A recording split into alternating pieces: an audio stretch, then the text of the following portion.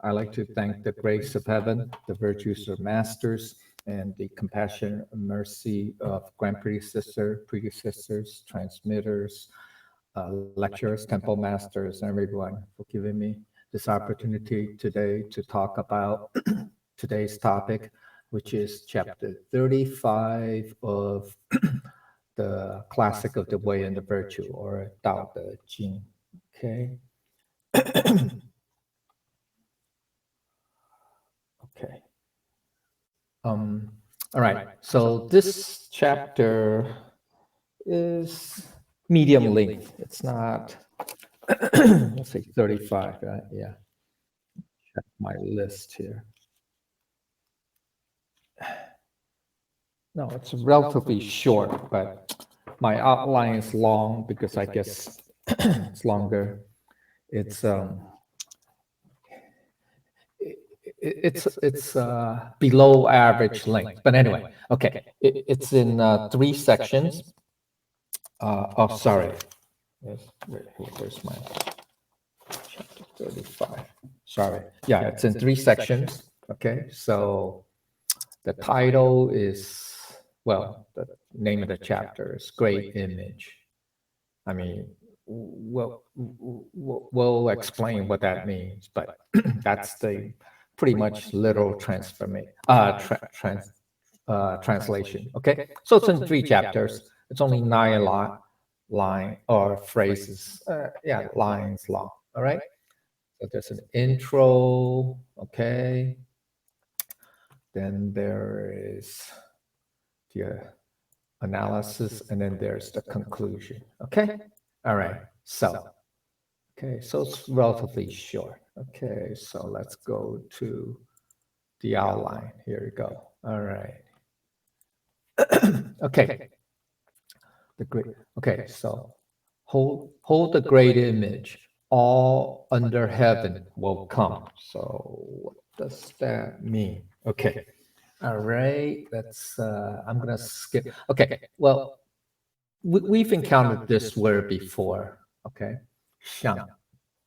It literally means appearance, figure, form, image. Okay, it could mean elephant too. Okay, but this is a noun. So, all right. Um, um,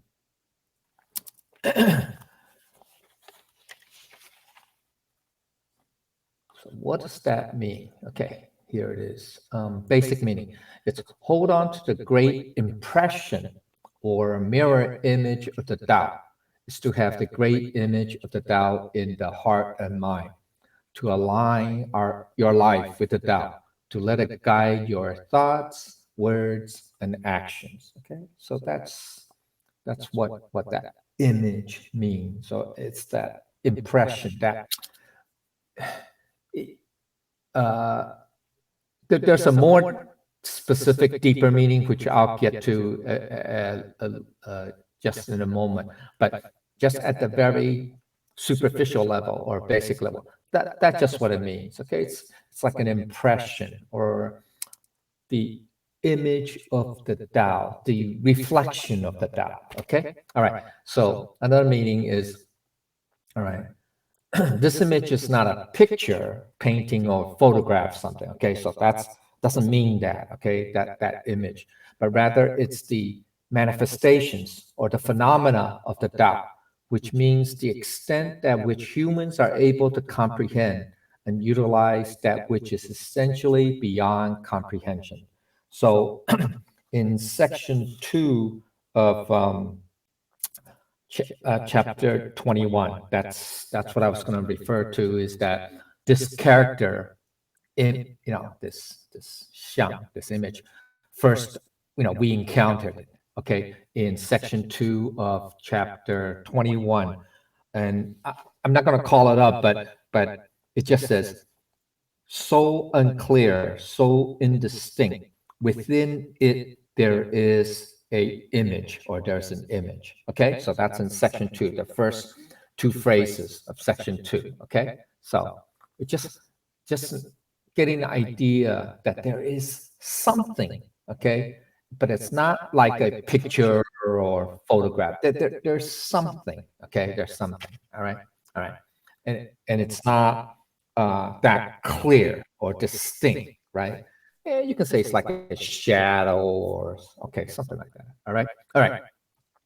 The additional meaning is this. Okay, further. Okay, so this great image is the great reflection of Tao that gives rise to the yin and yang, or complementary duality, which combine to create the four images or manifestations. Okay, so in the I Ching, I mean, it's from nothing, right? Nothingness. Okay, it's wu. Okay, wu ji. You can say wu, not nothing becomes tai chi. So wu ji is like zero because it's you can't see it, you can't touch it. It's formless, it's colorless, it's odorless, uh, it's shapeless, right? So it's like a zero. It's empty. It's like emptiness. Okay.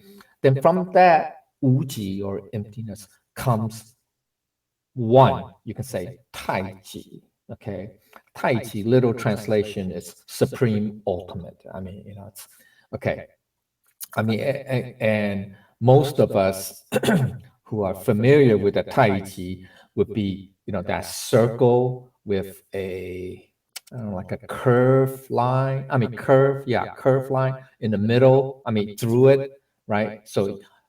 And then one is white, one is black. It splits it in half, basically, and one's black and white. So that's what we can visualize as Tai Chi. Now, the Tai Chi is the one, but then it has duality. So it has complementary duality. So that's from zero, nothingness, uji, to Tai Chi, which is one, and one splits into two. That's the duality. Then the two, so it goes into one half. If you just keep dividing by two, or multiplying by two. Okay. So then this duality, this two, this yin and yang, right, will combine to create four images. That's what it is. Okay. And these four images are reflected in nature, for example, like the four seasons, the four cardinal compass points, right? Right? North, south, east, west, right? The four phases of matter. Now, I'm not talking about the Western chemistry uh, aspect, but this is the I Ching aspect. There's five. The fifth one is in the center, but the four phase, well, there are five, but the four that correspond to the four directions, etc., etc. Okay, are what? Metal, wood, water, and fire. So the metal represents the west, the wood represents the east, the water represents the north, and the fire represents the south. So that's what it is. Okay. And then there are four dimensions, three for space and one for time, right? In our universe or cosmos, that's what it is. Okay, or physical. So to get an idea of what the image is, it's like this. It creates, it comes from the Tao, and then it splits into two, and then two into four, four into eight into 16, 16 to what, 32, 32 to 64. That's what we get, the 64 hexagrams. Okay, so that's what this is. Okay, the image it's like this. Okay, if we want to look at physical phenomena. Okay, so here's the further understanding is, since the Tao is the way the cosmos, reality, and existence operates, even a limited understanding of Tao can have a powerful effect in our lives, because the Tao is at the center of everything, at the core of everything, behind everything, underlines everything. Even a partial understanding of it can be extremely useful in our lives, as long as our understanding is accurate. Okay, so that's the practical side. Okay, now here's the deeper meaning of the great image. All right, There's a general and a specific. The general is that it's the great Tao, which is formless and shapeless. Okay, that's what it is. So the great Tao is one of the four greats, remember, from section 3 of chapter 25. Okay, section 3, chapter 5 says, okay, therefore the Tao is great, heaven is great, earth is great, the sovereign is also great. So it's part of the four greats. So that's the Tao, okay, the great Tao. So that's what the great image is, okay? Now, specific, more narrow, deeper meaning of this great image, it's our eternal Buddha nature essence, okay? That's what it is, all right? So the deeper understanding is the great Tao, which is formless and shapeless, is the greatest image, for it is boundless, infinitely vast, and infinitesimally minute. So, it covers the entire spectrum, okay, if you will, from, you say positive infinity to negative infinity, right? So that's everything, right? It's everything. Okay. All right. So here's the greater understanding of the first two phrases. This great image, there are two aspects to this great Tao. Okay. Number one, it's ordinary. It's part of normal everyday life. It's just ordinary. It's not something that's oh spectacular or something that's supernatural. It's just ordinary. Okay, it's everyday things, everyday common things, and yet it's extraordinary.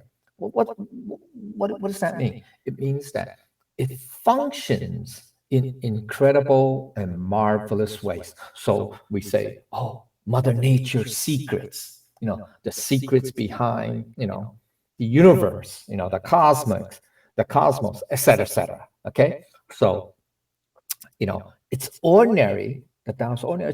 It's part of everything, everyday life, common things, etc., usual things, routine things. But how it functions is incredible. It's marvelous. Okay, all right, all right. So that's like the secret of nature, how it works, how Mother Nature works, etc. Okay, all right. The second half, it's minute.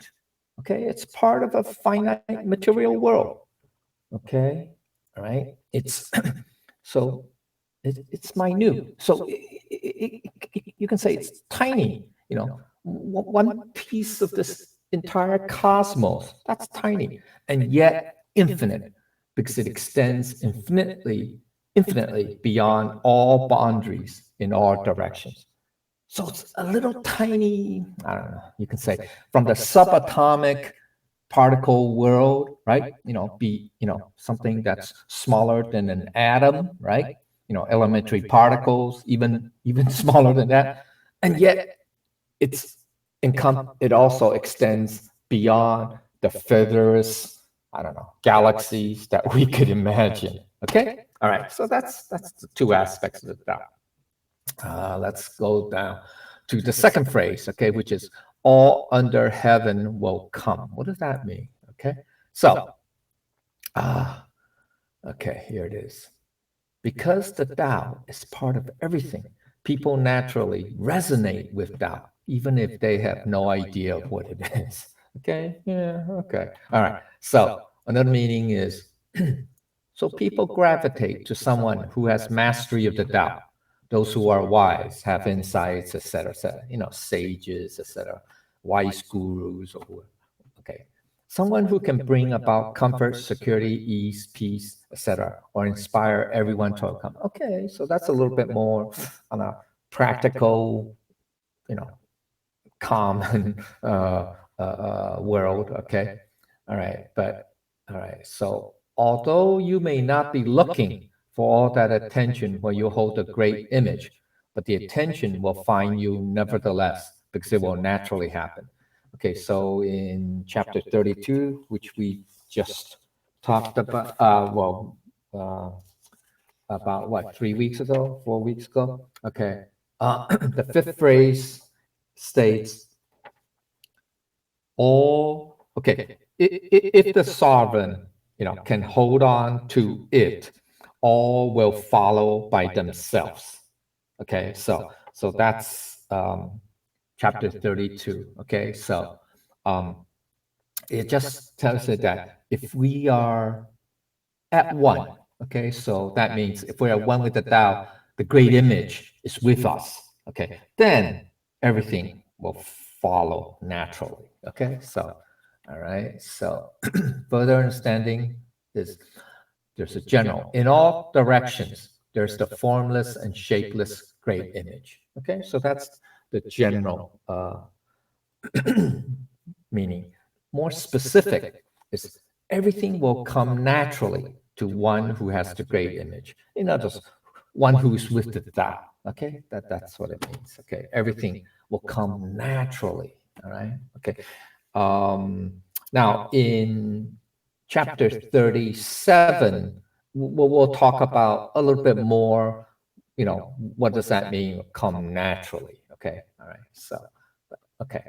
Deeper understanding is the great image is formless and shapeless, and it is everywhere. Okay, so the Tao masters use the great image or the Tao in dealing with everything in the world. Okay, yeah, so they don't deviate.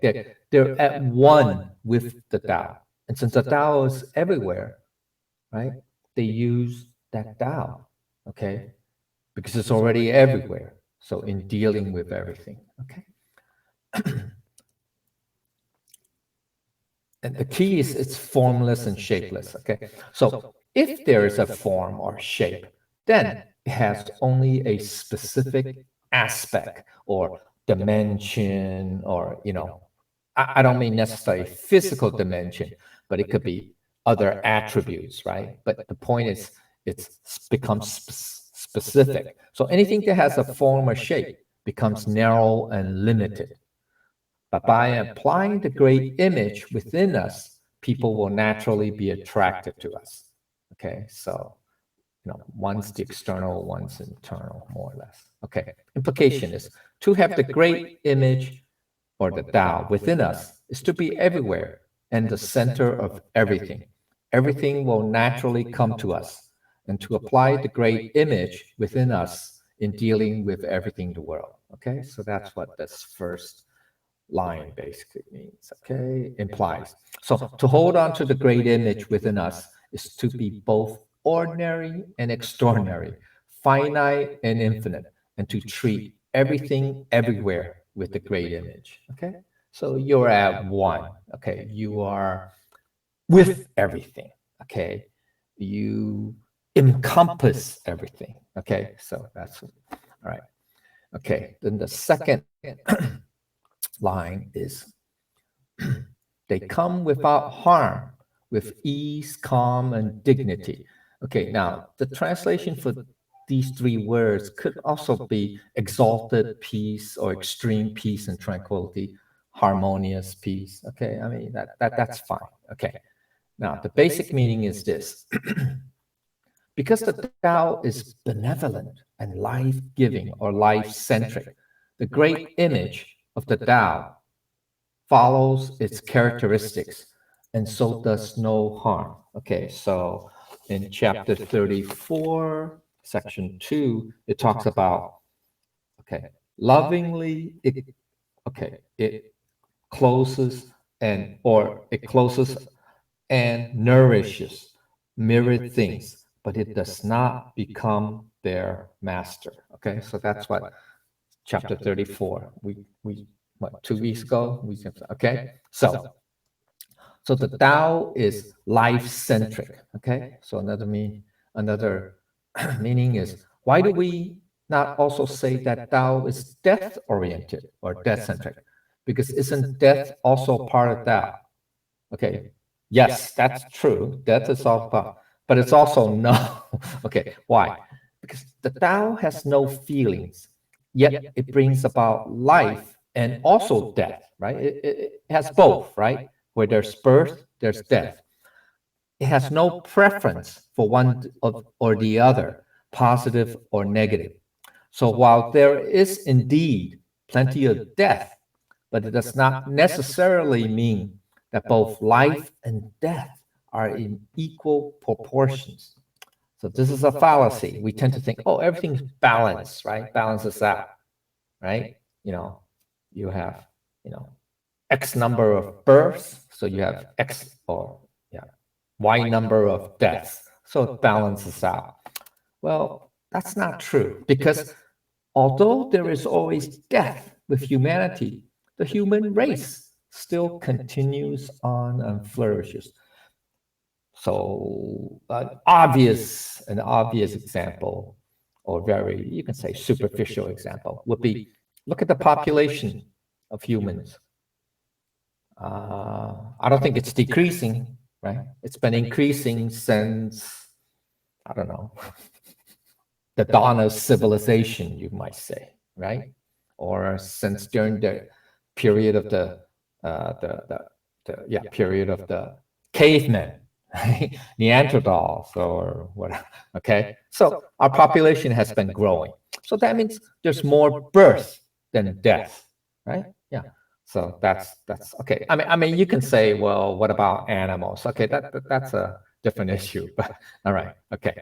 So as far as humans are concerned, the Tao is life-centric because human race is flourishing. Okay, so here, although all living things will perish, the Tao still continues to give life, to nourish and sustain life. Although there are extinction events, overall, life continues on. The Tao always continues to promote life even after each extinction event. Hence, the great Tao will perpetually be life affirming time after time without end. So, like before humans, let's say during the Jurassic period, well, even before, way before, but let's use that as an example. The age of the dinosaurs. Well, a comet came supposedly, right, and hit the Earth, and boom, created that like a nuclear winter. Okay, so all the dinosaurs basically perished. So dinosaurs no longer are the top of the food chain, right? Okay, but and basically what 99% of the dinosaur species gone. But there are other animals, living things, amphibians or small mammals that survived and they flourished, right? So the Tao will still keep promoting life, even though there's an extinction. And even before that, there was the Precambrian extinction. I think they say called the extinction, where like 99% of all animals or creatures all died out.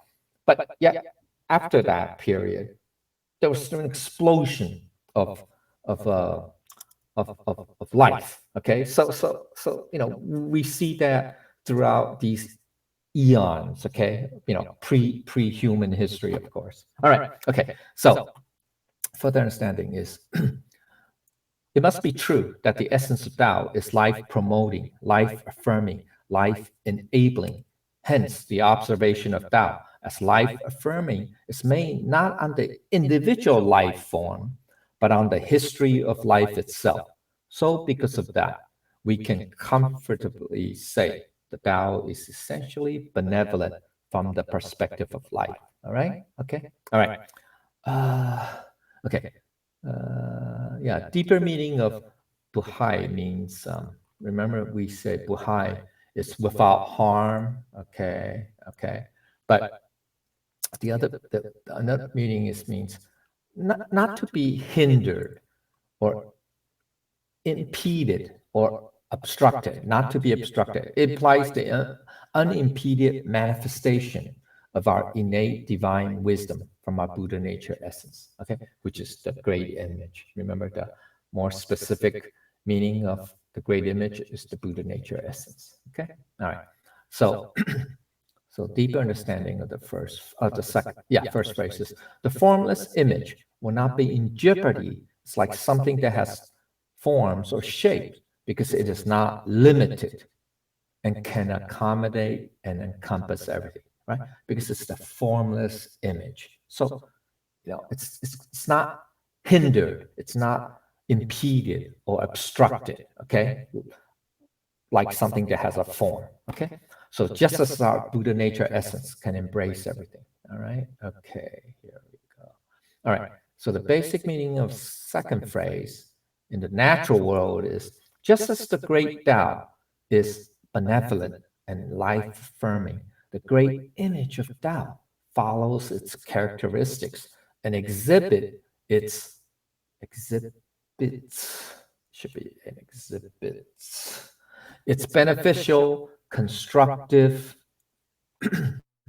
healing, life promoting, nurturing, and positive attributes in harmonious peace. Okay, so that's what, okay. Another meaning is, now that's the natural. Now we're talking about from the human scale. That was the natural scale.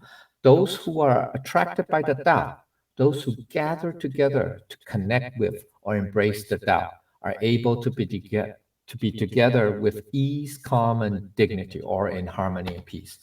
That's section 1b of chapter 32, okay, which has to do with when all, that talks about the servants, that's us too, okay, can hold on to the Tao, okay, all will follow by themselves, heaven and earth together in harmony, okay, so, all right,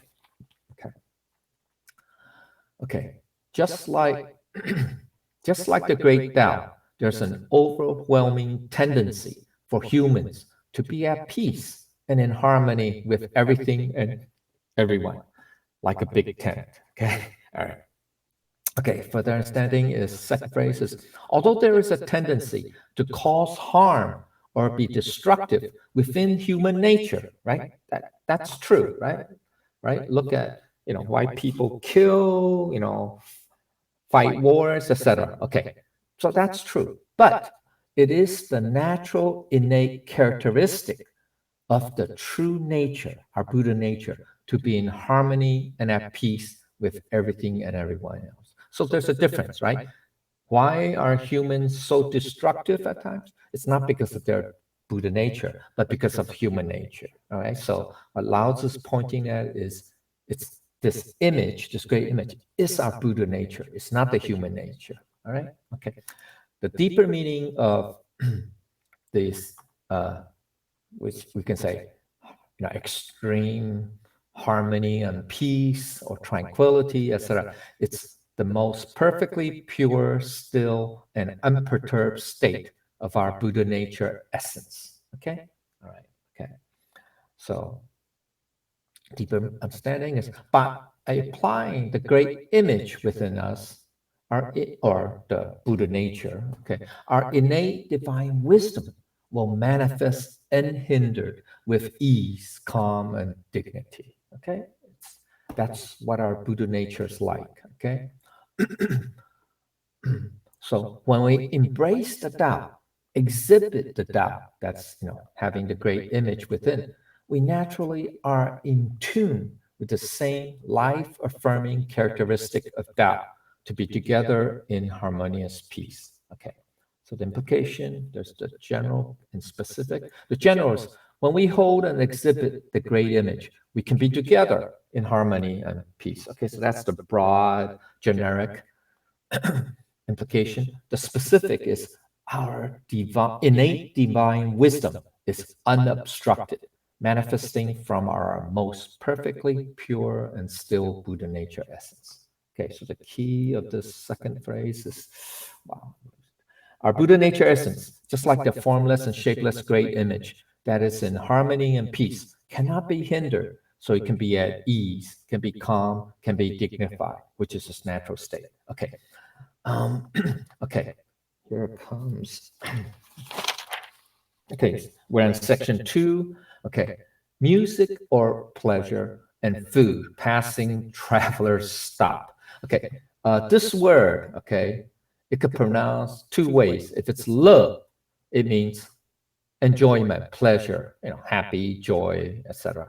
If it's yue, pronounced yue, it means music. Okay, so that's what it means. Okay, so the deeper meaning of music, pleasure, and food is all the enticing attractions and passions of the world, all the attractive sights, sounds, aromas, tastes, and physical contacts of the world, all the physical enticements, emotions, passions, and mental allures. Okay, so that's what it means. Okay, uh, deeper meaning of passing traveler. Okay, or transient. All the sentient beings of the world on their journeys through life like visitors to this world. So it's the impermanent nature of life, anicca, right? Okay. One of the three Dharma seals, okay? All right. So basic meaning of its line is musical pleasure and food represent the numerous distractions of the material world as we are passing through this world. Okay, those are all distractions. So another meaning is we can often be sidetracked by all the distractions and temptations of the world in our journey of life. Additional meaning, we can be easily seduced and tempted, okay, by the allure of the colorful distractions of the world during our lifetime. Okay, so chapter 12, we talked about chapter 12, let's see here. Okay, chapter 12. The first three lines, remember, the five colors make one blind in the eyes. Okay, that's the first phrase. The five sounds make one deaf in the ears. Okay, the five flavors make one numb or tasteless in the mouth, right? Racing and hunting make one wild or mad in the heart. Okay, let's see, that's the first five lines, right? Okay, all right. So just this is in chapter 12. Okay, it's just talking about all the different, you can say, distractions. Okay, of this material world. Okay, that we're subject to. Okay, all right. Okay, still further understanding. We are often seduced by our emotions and passions and lured by our desires the world in our journey of life. Okay, here's a deeper understanding. In this material world, music, pleasure, food are part of the human condition, right? That's part of life. Okay, so in our daily lives, we constantly encounter the seductive allure of the world in our journeys of life. Okay, in our journey. So the implication is we're often sidetracked by all the distraction, the passions and seductions of the world. So we must know when to stop being enticed by them. Okay, that's chapter 32. Okay, okay, section 2b, which is it's one should know where to rest or where to stop. Knowing where to rest or stop, thus avoiding danger. Okay, so that's section 2 of chapter 32. Okay, 2b. Okay, so the key point is this: we're often seduced by all the passions, lured by all the temptations of this world. We must know to be content. Okay, so that's chapter 30, chapter 33. All right, we have to know but to be content, which chapter 33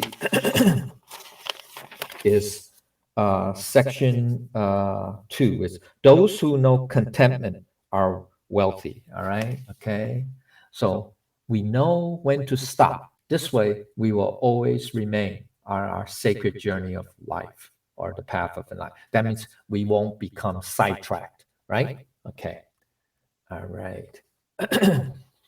Let's see, we're in section. Okay, we're at the end of section 2. We're not, yeah, section 3. Okay, I still have time. Okay, so the Tao that is spoken out of the mouth is bland, indeed, without flavor. Okay. Let's look at deeper meaning. Okay, so this word, Dan, okay, it means this: bland, diluted, insipid, tasteless. Okay, all right, okay. the deeper meaning of this, of the Dan, means it's a metaphor for the four normals, right? The constancy, plainness, simplicity, and unpretentiousness of the true essence, like the unprocessed lumber. Okay, remember at in the first, wait, is it in the first phrase we talked about in the first line on this chapter, we talk about the two aspects of the great image, okay, the great Tao. It's ordinary, right? That's ordinary and yet extraordinary, right? In its functions. It's ordinary in its appearance, right? Or in everyday life. It's common, it's ubiquitous, right? It's everywhere. It's very plain, it's simple, all right? Okay, but yet extraordinary, right, in its functions. Okay, so this time refers back to the ordinariness of the Tao, of the great image. Okay, all right. There's a beater way. Okay, last word way. Okay, way is flavor. Okay, the dictionary translation. Okay, it means taste, flavor, to taste. Okay, there's a deeper meaning of way is this. It's the metaphor for physical pleasures in general. One's taste in various aspects of life can manifest as overindulgence, gluttony, addiction, poor taste in various aspects of life. Okay? All right. So the basic meaning of this line is the spoken Tao, the Tao that's spoken, on the other hand, is completely different from the attractions of the world. Remember going back to this previous line about music and pleasure, right? Pass. Okay, all right. So the physical world, right? Around us, it's very attractive, right? It has lots of uh, uh, um, allure. Okay, all right. But on the other hand, when the Tao that is spoken, it's bland, right? It's completely different from the attractions of the world. It's the opposite. Okay. Okay. Compared to the sights and sounds of the material world, the Tao that is spoken does not seem attractive at all. It seems very boring, right? Very boring, uh, or even abstract or impractical. Okay, or whatever. Okay. Additional line, a meaning is the Tao has nothing flashy to offer. Okay. Seems very bland and flavorless. Yeah. It has nothing flashy. It's plain. It's very ordinary, right? Okay. So further understanding is because the Tao is bland and flavorless, it is easily unnoticed, dismissed, and not acknowledged by most people, right? It's not attractive, right? People are not attracted to that, right? They say, it's nothing. It's I want something special. I want something, I don't know. It's flashy. Okay, whatever. Okay, all right. Okay. Unfortunately, the Tao is not like that. Okay, all right. Now, when we speak about it, okay, so that's the key when it's spoken. Okay, all right. When the Tao is spoken, it does not have the allure, attraction, and enticement of the physical pleasures of the material world. Why? Because it's formless and shapeless. That's the challenge. You can say that's the key, right? Because the Tao, it's formless and shapeless. So therefore, there's nothing attractive about it, right? Okay. So higher understanding is although the Tao may be bland and flavorless, it is still the most important and very special. Why? Because it's the source of everything. Okay, that's the thing. All right. So the implication is although the Tao is bland, plain, and unpretentious compared to music or pleasures and food, it is still the most important and special because it is all embracing, all encompassing, and all surpassing. The Tao is like the air and water, which are bland and tasteless, but essential and necessary. So, okay, air, you tell me, what what is air colorful, flashy? No, but you betcha that it's necessary, because without it, what? You're not going to live. Same thing with water. Is water tasty? I don't know. Is it like gourmet coffee, or I don't know, soda or whatever, soda pop, whatever. Okay. No, it's just tasteless, right? But you bet it's absolutely necessary, because without water, you're going to die also, right? Okay. So same as the Tao. Okay. Without the Tao, we're not going to survive. Okay. All right. So the key point, this bland and flavorless Tao is the most important, because only with it can we achieve Buddhahood, achieve the Tao. Okay. That's the essential and necessary ingredient, okay, for Buddhahood, for achieving the Tao. All right. Okay. Never mind survival. Okay. All right. All right. Okay. Now we come to the conclusion, and this is going to be the good, fun part. Okay. Where am I? Okay. I still have time, right? Yeah. Okay. All right. Page 5. Okay. Here's the first first of the 3 phrases of the conclusion. Okay. Okay. Okay.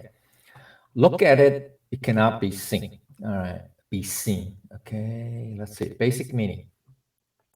The Tao cannot be seen, yet it has tremendous power. Okay. It's fantastic. Okay. We just don't know it. Okay. Don't see it. Okay. Another meaning. In the long run, the Tao reveals itself in the little details of everyday living, right? That's where it's minute. Remember, we say, right? One of the other 2 characteristics, right? One is it's ordinary, yet extraordinary, minute, yet infinite, right? So it's tiny, okay? Little details, little things. Okay, additional meaning. Okay, the Tao does not reveal itself as a stunt, trick, demonstration, or performance. So it's not flashy, just like it's bland, right? Remember we say it's bland and flavorless or tasteless. Okay, so comparing what is not exactly the Tao and the authentic Tao. Now now I have to change this. Okay, hold on. Okay. All right. Okay. That way you can see the 2 columns. All right. Okay. Ooh, okay. All right. All right. So what's the left column is what's not the true Tao. First, fortune telling. Yeah, a lot of people have, well, not. Some people have certain talents, or you can say skill, that they master, or that they can tell people's fortune. Yeah, they have a crystal ball. Okay, they can look at your palm and say, I know, what's going to happen in your life in the future. Okay, so that's not the true Tao. Okay, that's just a technique. You can say it's a skill. It's an acquired skill. Okay, so but what's authentic? It's this. Forget about fortune telling. You can be the master of your own destiny. How's that? That's even better.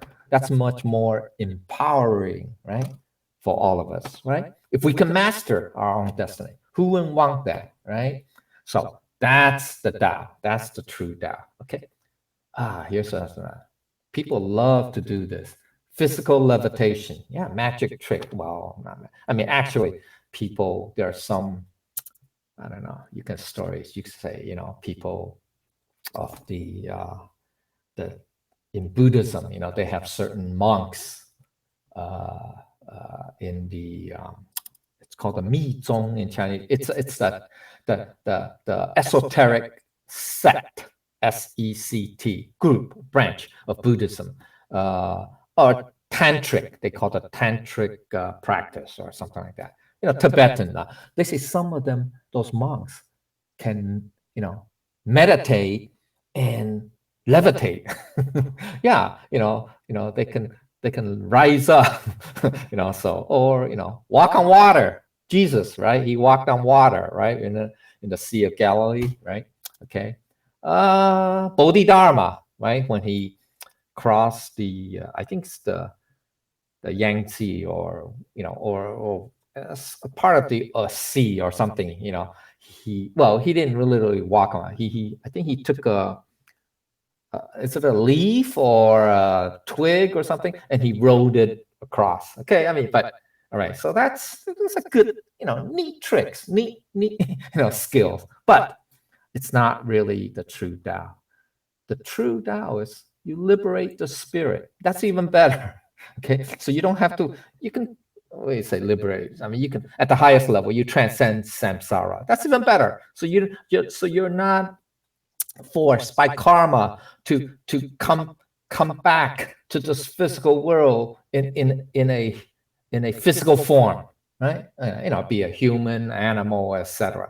You know, hey, you transcend all of that. That's even better, right? Okay, then secret techniques, like secret mantras, or abracadabra, the what do you call that? Harry Potter, all those magic incantations or chants, or magic spells, hex or whatever.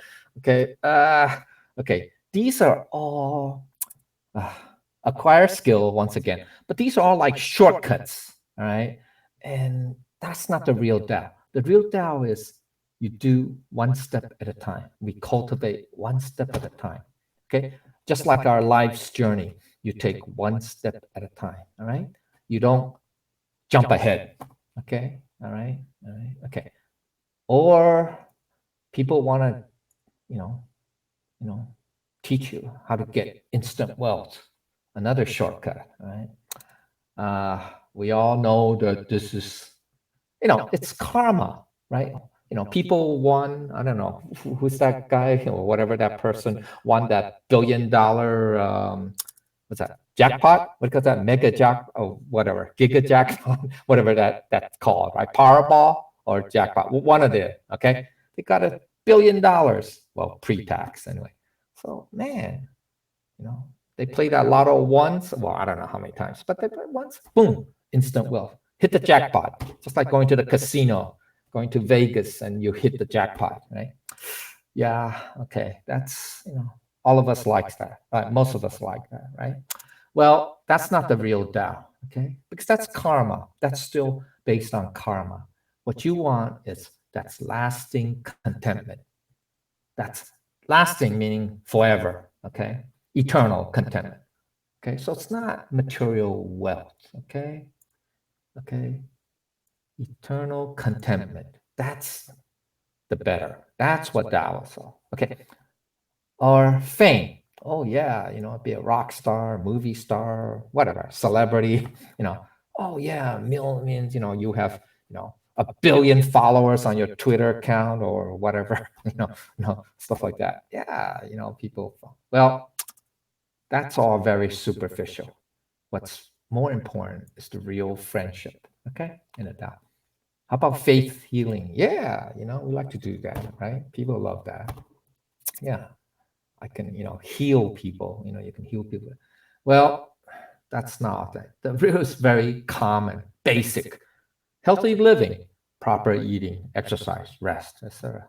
If you follow that, well, I mean, usually majority of the time, you know, you wouldn't fall sick. I mean, yes, there are exceptions.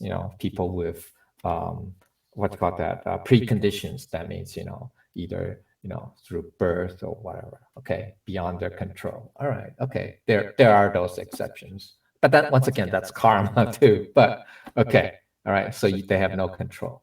But instead of relying on faith healing, why don't we just rely on healthy living? Right. Okay. All right.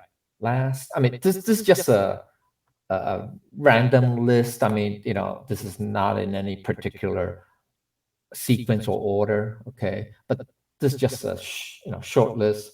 There could be more, but control others to do your bidding. Yeah, we love to be in charge, be the big boss. Have everybody else do the work for you. Nope, that's not the real Tao. That's called domineering. Okay. So rather, the real Tao is you mentor others to maximize their potential. To get others, you help others, right? So this is more unselfish or non-self or selfless, if you will, whereas this is more what? Selfish, right? Okay. Just for me, right? Okay. All right. So let's go back. Okay. All right. Okay. So further understanding is that all the above in the first column, okay, that's the left. Oh, it's all mixed up here. Okay, are just the allure and attractions of this material world, which are the functions, the applications. Whereas those in the second column, the authentic Tao, are the plain, regular, simple, unpretentious qualities of Tao, the essence. I don't think I have time to do the story of the value, the skill. Okay, this is a very yeah, pretty well known story. It's told a lot in Zen Buddhism, and there are many variations. Okay, one variation had talked about Buddha, encountering a guru who was able to cross the river, walk across the river, etc. But this story is a different variation. Okay, I don't have time, but well. Let me tell you the Buddha story. Okay, so one day Buddha, in India, right near where they have a lot of rivers. Okay, and particularly during the rainy season, a lot of the rivers get, flooded or whatever, and so there are a lot of areas that are difficult to cross. Okay, they don't have that many bridges. So one day Buddha was by the riverbank, of a swollen river, waiting for a ferryman. Okay, but then a guru came over and kind of like showed off. He didn't have to wait, like the Buddha for the ferryman, for the boat to carry him across. He just walked across the river. Okay, he walked across the river. Okay, and then he came back. He kind of like floated, came back, and so the Buddha, and then he was showing off. So he goes, "See, I can do this. Look, none of you can. And the Buddha asked him, well, how long did it take you to get the skill, to learn this skill that you can do?" And the guru said, "Well, it took me about 30 years." And then the Buddha then turned around and asked, there was a ferryman that's coming across the river. He called out to the ferryman, "Hi, Mr. Ferryman, how much does it cost to cross this river on your ferry?" And the ferryman replied, "Two coins, 2 coins." So then the Buddha turned around and said to the guru, "See, it took you 20, 30 years to master this, walking on water skill. I just have to give him 2 coins and I can cross the river. It doesn't cost me that much." So okay, so that's the okay. That's the one version. There's another version, it's a longer version, but okay, you get the idea. Okay, so these skills like levitation, physical secret techniques, etc., they're all acquired and they're not really that valuable. Okay, that practical. All right. Okay, so deeper understanding is the essence of Tao cannot be seen. So the Tao is invisible. The formless is true. The Tao is the unchanging truth that is invisible. Likewise, the Buddha nature essence is also invisible. Okay, so the higher side. Although the Tao essence is formless and shapeless, its functions are incredible and marvelous. Okay, the implication is within. Within the formless, there is a kind of clear self-awareness nature that we can sense. So when we truly practicing the letting go of all karmic affinities and not letting a single thought arise, it is the true form of the formless. Okay, so on chapter 14, the Tao axiom, it says the first, let's see here, the first and third phrases. First phrase, look at it, it cannot be seen. It is called colorless. Okay. Grasp for it, it cannot be held. It is called formless. Okay, so that's chapter 14, which is speaking about the Tao or our Buddha nature. Okay, all right. Now, the key point here it is. This is going to be a good one. Okay, the key point is. Okay, all right. Okay, I don't want to hide this yet. Okay, the Tao essence is invisible, formless, and shapeless, but its manifestations are extraordinary. So when our minds are completely calm and still, what is manifested is our Buddha nature powers. Okay, so there's a phrase. Well, this is the first, the trilogy. Okay, three phrases in the that's sort of, this is the first of the three that sort of illustrates this line. Okay, it's okay. Now this is the translation, and which I'll explain later. It goes something like this: motionless as a corpse, appearing as a dragon. Okay, so in Chinese it's 思居而龙现. Okay, all right. That's where's it from? It comes from the book of Zhuangzi, outer chapters. Okay, section 1. Okay, this chapter called "Letting Be and Exercising Forbearance." Okay, all right. It's a pretty long section. I mean, he was talking about governance or something, explaining. But anyway, so what does that mean? What's this phrase mean? Motionless as a corpse, appearing as a dragon. All right. Okay. On a very superficial or a basic level. Okay. Let's talk about a sculpture. How's that? Let's talk about a sculpture. Okay. A statue. Okay. So you all heard of Michelangelo, right? He's one of the great Renaissance sculptors, right? Okay. Anyway, so one of his sculptures, I mean, well, he had many sculptures, but one of them, okay, is called La Pieta. Anybody heard of that? La Pieta? It means the piety. That's from Latin or Italian. Okay, it's basically a sculpture that Michelangelo did of Mother Mary, and Jesus after he was, taken down from the cross after he passed. Okay, and so Jesus was lying on her lap, like lifeless. Okay, and she, was in a very, you can say, pose, in a very sorrow pose. Okay, is that a word? Yeah, sorrowful pose, or mourning. Okay, like she was mourning, the death of Jesus, her son. Okay, now that statue or that sculpture, sculpture, even though it's, we know, oh, it's sculpture, it's a marble sculpture, so it's not, it's lifeless. It's like, it's like a corpse. It's like a corpse. Okay, it's lifeless. Yet when you look at it, if you enter, it's that sculpture is not. It's not in the Vatican. It's in it's one of the churches anyway in Rome, I think, or maybe not in Rome, in someplace in Florence, maybe, or something. Anyway, if you enter that museum and see that statue, you become mesmerized by it, because why? It looks like it's life. It looks like Mary was really crying, and and the body of Jesus is like, even though it's a marble, hard marble, it's like it appears like it's soft, it's living. That's okay. So that's a very, I'm just giving you a very, using art as an example to kind of illustrate this point. Okay, or let's use, since we're going art, let's go further. Okay, the post Renaissance era. What's his name? Da Vinci, Leonardo da Vinci's painting. One of his most famous paintings, Mona Lisa. Yeah, just a painting, right? It's a two-dimensional, art, right, on canvas.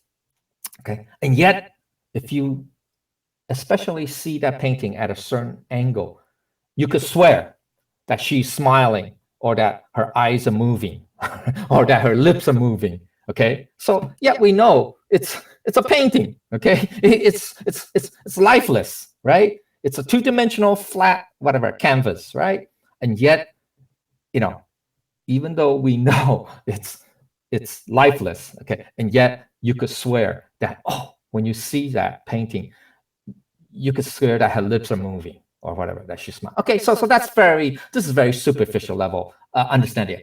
What is the more uh, pertinent that understanding of that phrase is this? Okay, here it is. Okay, which means although we remain at home and do not go outside, so that means you're like a corpse in a house. Okay, inside a house. Okay, we are still able to have supernatural powers over everything, like a flying flood dragon. That's not a good translation, but it means a water dragon or a flood dragon.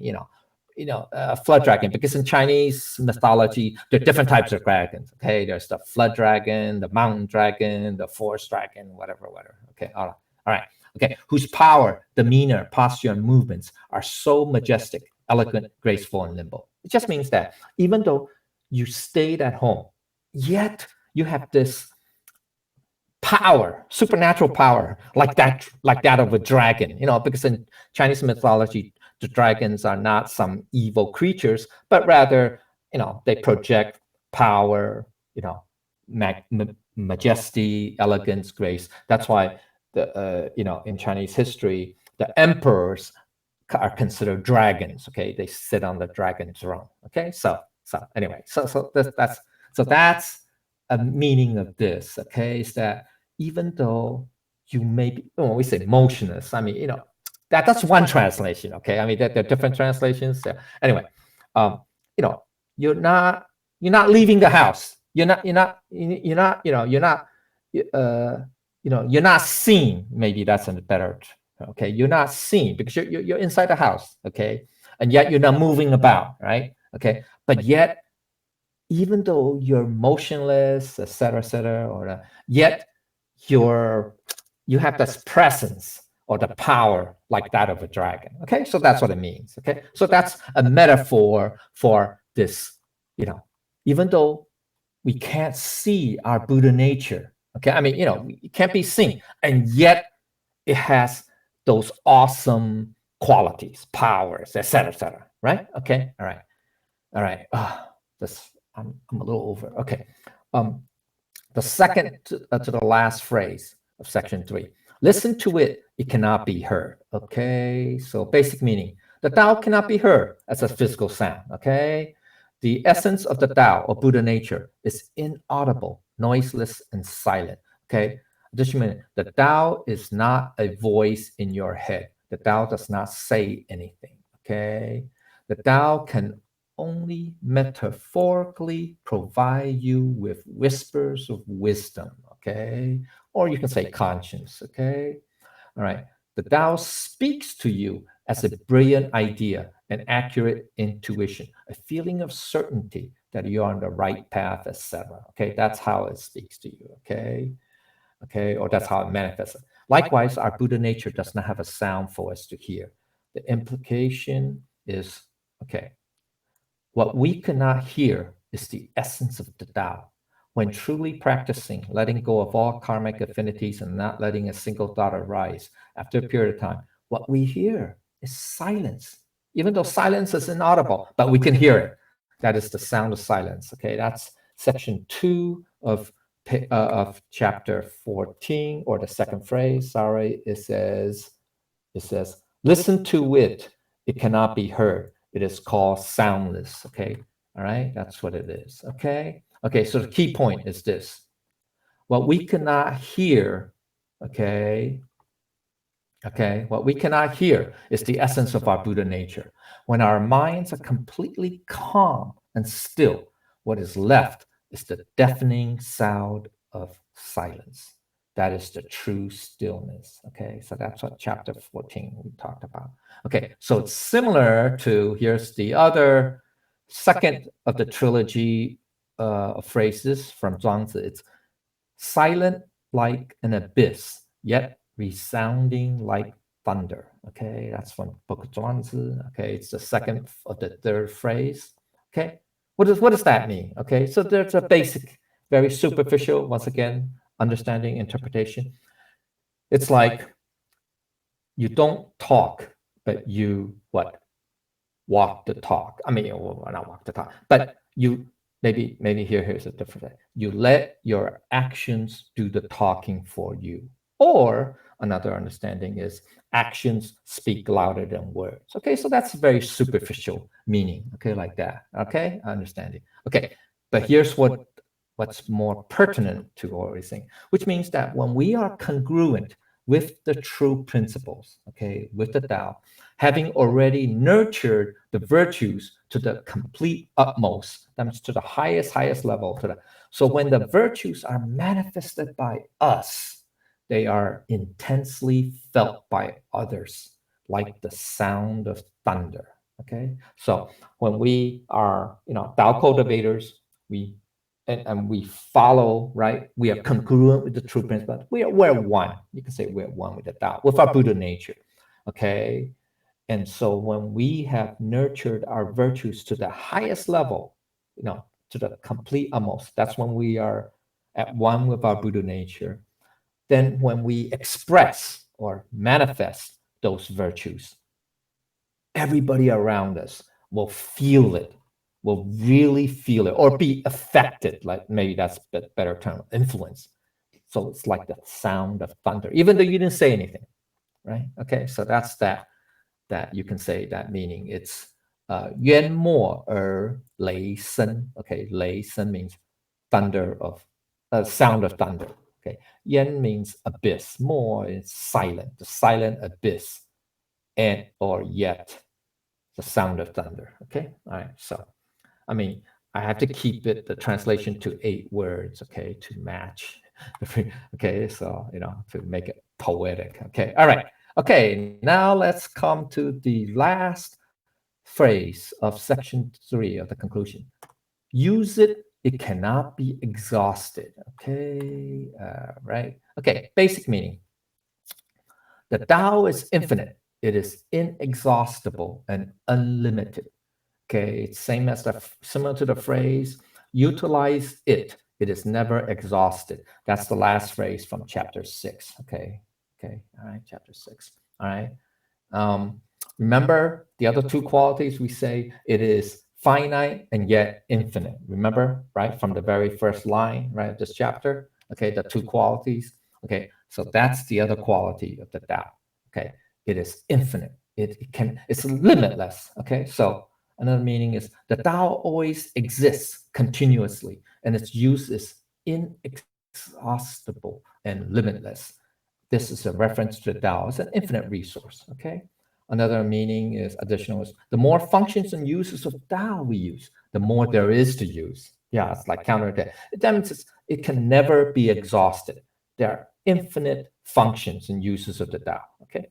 And then further understanding is the more we diligently apply the Tao by thinking, speaking, and acting in conformance with Tao principles, the Buddha nature will not let you exhaust its functions.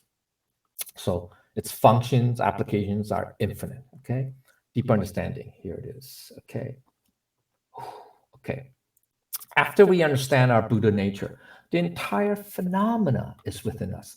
The entire phenomena is already endowed within ourselves. Okay. That's what it is. So it's similar to what 6 patriarchs said. All things, phenomena, that's all, are inseparable from the self nature or the true self, Buddha nature. That's 一切万法不离自性. That's from the Platform Sutra. Okay, chapter 1. All right. Okay. All right. Higher understanding. Our Buddha nature can dictate, control, or decide all phenomenal manifestations and matters. Okay. So if we're a Buddha, that's what we can do. Okay. But that's part of our Buddha nature's powers. Okay, you can say, all right, rather than acquiring those skills and techniques of levitation, magic tricks or whatever. The Buddha nature, our Buddha nature already has powers even beyond that. Okay, all of that. The key is, how can we acquire that? How can we reach it? Well, we have to be at one, be with the Tao, have the great image within us. Okay, be at one with the great image. Okay, all right. So the implication is this: after truly, after truly okay, practicing letting go of all karmic affinities and letting a single thought arise for a period of time, we are able to use the Tao according to the will of our Buddha nature. Okay, all right. So here's the trilogy of the phrase from Zhuangzi is, okay, moving as a spirit and heaven will follow. Yeah, okay. Well, some translations says this could be movement like a spirit or motionless like a spirit, and heaven will follow. What does that mean? Okay, here's the more basic. It's this: it's like we don't have to lift a finger. We don't have to do anything. No action on our part. Yet, whatever we wish or we desire, okay, so there's no physical movement on our part, right? It's just a what? An idea, right? A thought. You can say thought or a wish, right? A thought, a wish. And all heaven will follow. So it's like saying our wish is the heaven's command. Okay, so that means, what does that mean? It just means we could wish something or desire something, and heaven will comply. When I say heaven, I don't mean God. It just means nature, all heaven and earth, all the physical phenomena, okay, will comply, will follow. Okay, that's the very basic meaning of this. Okay, so that's what 神动而天随. Okay, that's what. Okay, so but more for our purposes, it's what is this is when our minds are aroused and thoughts are stirred, all heavenly powers will respond to our will. So this is incredibly extraordinary. Remember, once again, in the very first line, we said it's ordinary, right? The great image or the Tao or Buddha nature. It's ordinary and yet extraordinary, right? In its function, in its use, in its application, or in its manifestation. So this is similar, okay?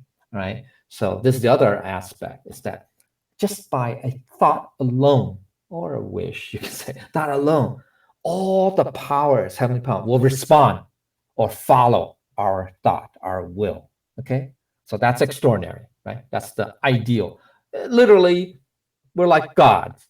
You're like a god. Literally, okay, literally speaking, right? Okay, so, all right. And as a matter of fact, Buddhas are like that. That's why Buddhas have their own universe or world. They call Buddha realm, right?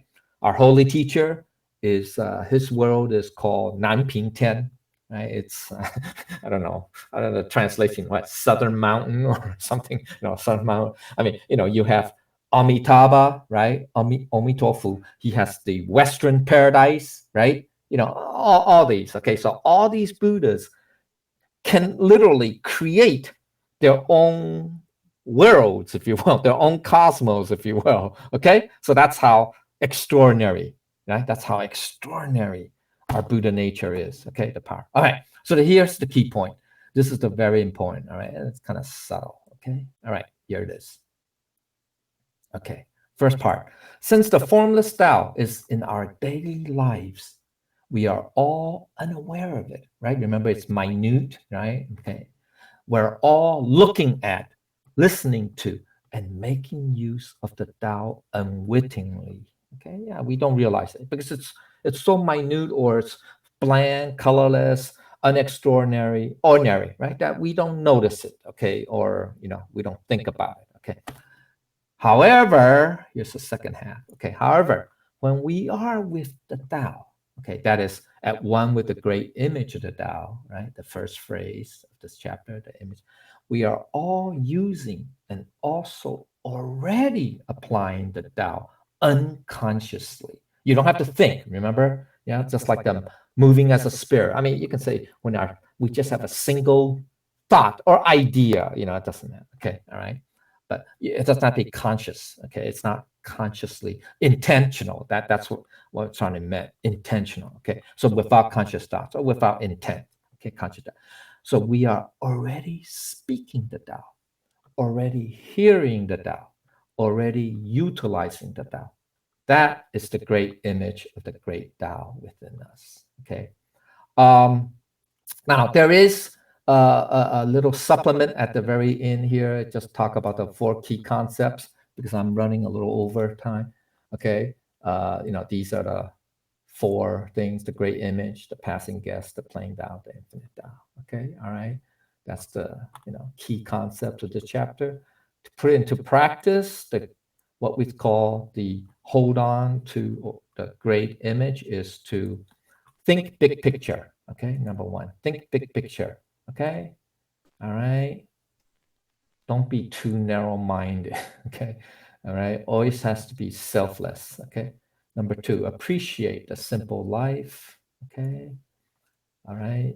Little things. Okay, in life. Okay, quiet the mind to hear the Tao, to hear that the deafening silence, the true silence, right? Silent like an abyss, yet resounding like thunder. Okay, all right, okay, all right. Then okay, to hold the great image within you means okay. There are eight points. Um, okay, so we should not just focus on the tree, but see the forest. Okay, see the big picture. Okay, not get tunnel vision. Okay, uh, not just to focus on the details. Okay, even though details are important, but you can't just be attached to that. Okay,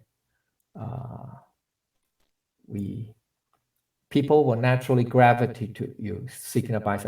That indicates that you're on the right track and you need to continue doing whatever it is to cultivate.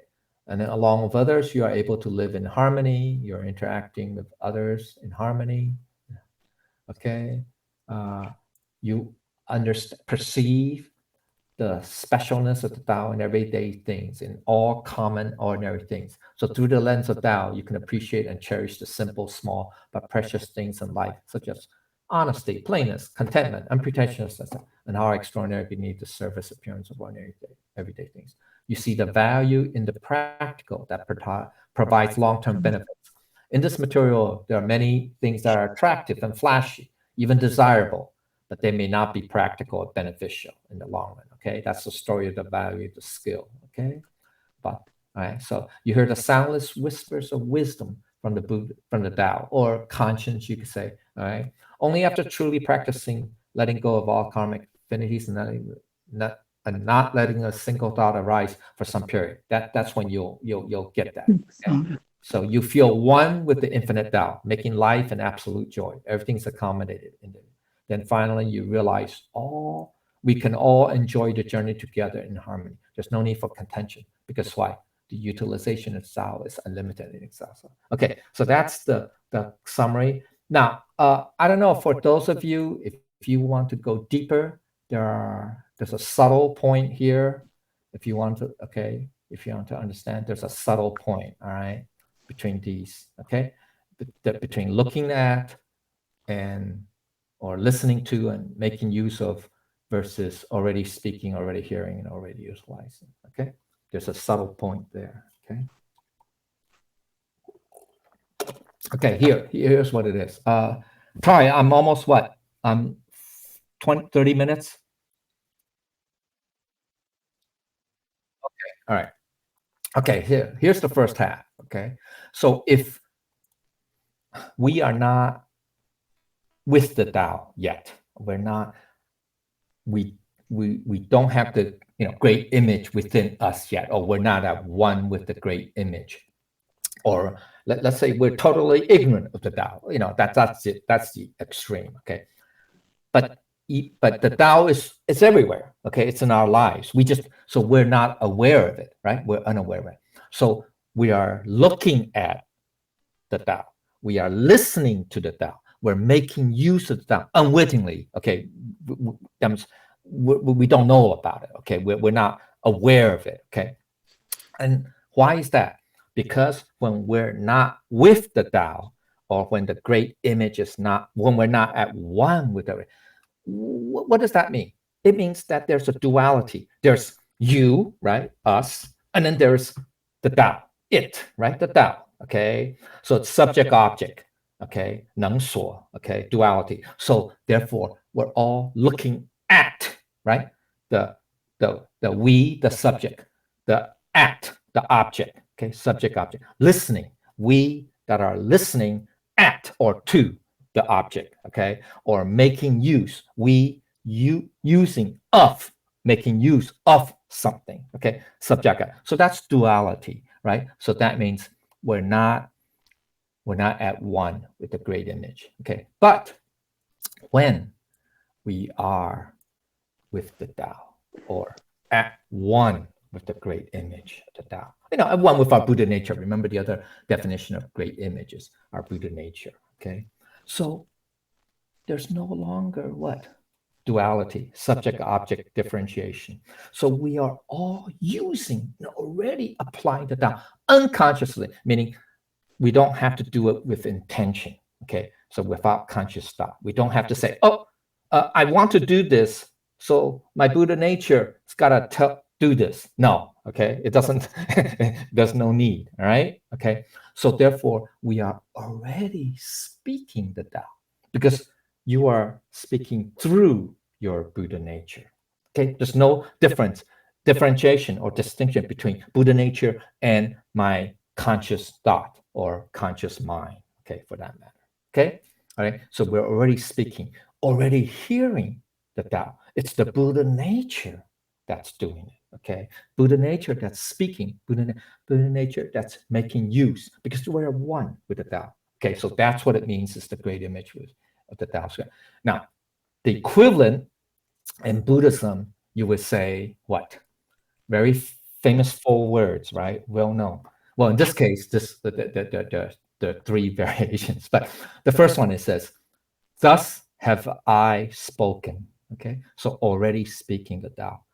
如是我曰. Okay, so thus have I spoken. Okay, thus I, thus, the thusness, that's your Buddha nature. Okay, that's doing the Tao. So thus have I heard. 如是我闻. Okay, that's you are at one with your Buddha nature. So it's your Buddha nature that's hearing. Okay, everything. All right. So thus have I heard, right? Those famous 4 words, right? That precedes almost all sutras, right? Okay. And thus have I used. Okay. Or thus have I, that, it's thus, that thusness, the suchness is the Buddha nature. Okay. It's art. So that the I is the Buddha nature. Okay. It's the true I. It's the true me, the true self, the true nature.